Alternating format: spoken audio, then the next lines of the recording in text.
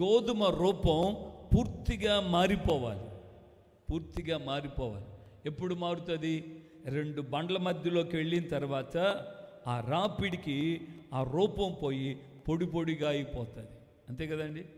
ఆ విధంగా పొడి పొడిగా అయిపోయి నీళ్ళు, పాలు, కొన్ని చోట్ల నీళ్లు పోస్తారు, లేదంటే పాలు పోస్తారు, లేకపోతే ఈ ఆయిల్ ఇవన్నీ వేసి అది ముద్దగా దాన్ని పిసికి ముద్ద చేసి అప్పుడు దాన్ని చిన్న కొంత భాగం తీసుకుని దాన్ని రొట్టెలుగా రుద్ది పెనం మీద కాలుస్తారు.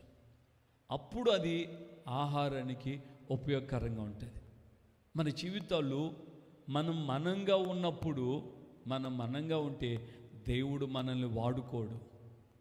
దేవుడు మన ద్వారా ఇతరులకి తృప్తిని, ఆనందాన్ని, సంతోషాన్ని కలుగు చేయడు. మనం ఏమవ్వాలంటే మనం మార్పు చెందాలి.